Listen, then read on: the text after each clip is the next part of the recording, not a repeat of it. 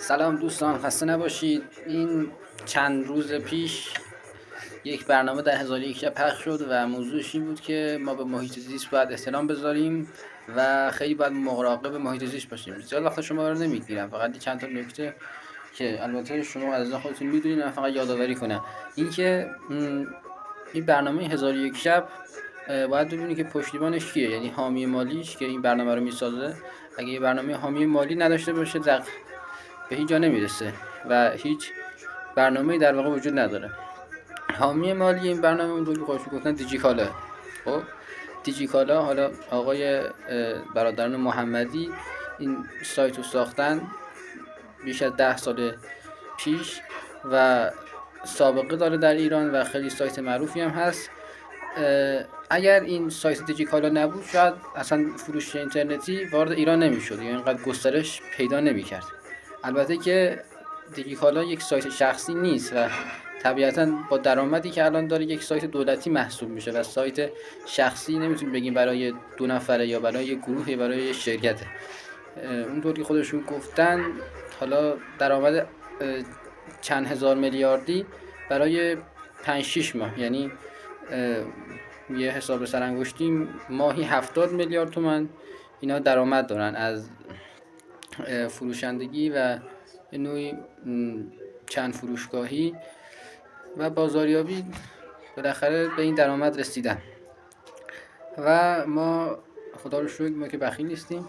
ولی حرف ما اینه که این دیجیکالا این درآمدش از کجا درآورده؟ درآمدش از بیشتر اینترنت بوده دیگه، درآمدش از گوگل بوده، از پیجایی که تو گوگل بالا می اومده و درآمدش رو درآورده و الان هم درآمدش از همینه.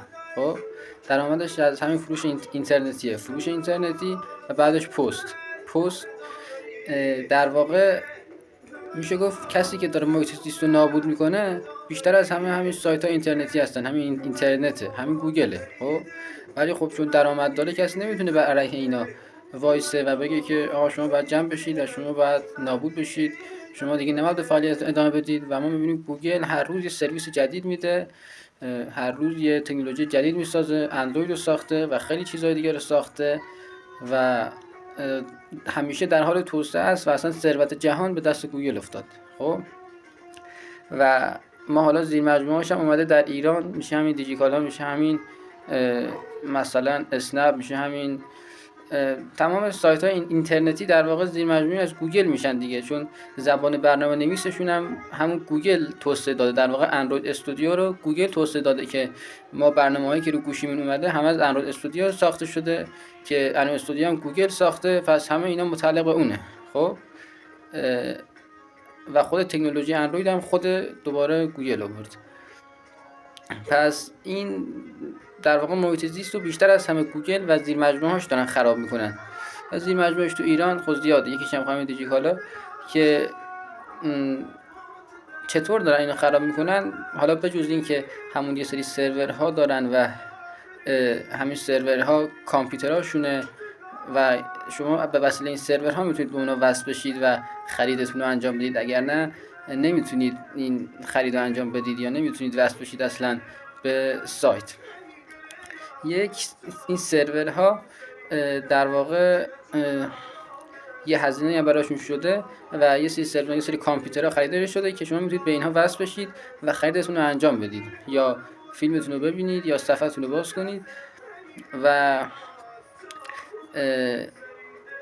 میشه گفت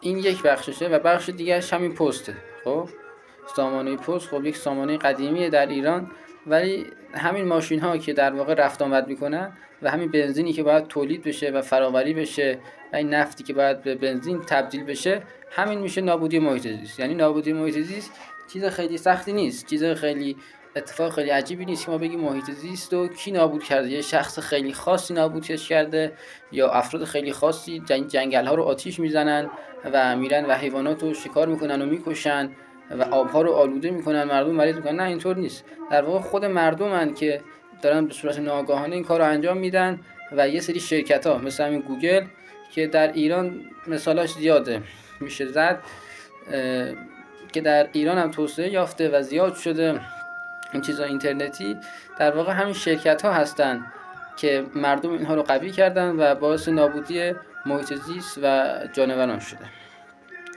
و کاری که ما میتونیم انجام بدیم اینه که باید بیشتر طبیعتگرا باشیم، یعنی باید بیشتر به طبیعت اعتقاد داشته باشیم و به طبیعت اعتماد کنیم. و چون انسان در واقع خودش یه نوع موجود طبیعیه، در واقع اگر انسان با طبیعت انس بیشتری داشته باشه عذاب کمتری میکشه. خب طبیعت در واقع مثل پدر انسان محسوب میشه. اگر شما خودتون از طبیعت دور کنید، مثل اینه که از پدرتون دور شدید و از اصل خودتون دور شدید. زمانی که خودتون رو به طبیعت نزدیک میکنید، در واقع به اصل خودتون نزدیک شدید، خب به ذات خودتون نزدیک شدید و احساس آرامش و صفای باطن بیشتری دارید و کلا احساس بهتری میکنید. و اینکه امیدوارم که مردم بتونن بیشتر از طبیعت مراقبت کنن و پولشون رو واسه یه توسعه یه سری شرکت ها مثل گوگل و یوتیوب و آپارات و اینها ندن و پولشون رو بیشتر برای توسعه کارهای طبیعی بدن، مثل دامداری، کشاورزی و یعنی سرمایه گذاری بیشتر بر روی این چیزا باشه تا مثلا سرمایه گذاری کنید روی یه سری ابزارالات و ماشینالات که شاید اوناش به شما سود بهتری بدن، یعنی سود بیشتری بدن، ولی در بلند مدت میبینید که هم اگر این ماشینالات و ابزارالات زیاد بشن اون سود شما از بین میره و در بلند مدت محیط زیست شما از بین میره و که دیگه اون سود اصلا معنی نداره. یعنی وقتی شما مکانی برای زیستن نداشته باشید اصلا سود و ضرر و این چیزا اصلا معنی نداره. امیدوارم که از این ویدیو خوشتون اومده باشه. اگر اینو دوست داشتید حتما منو دنبال کنید.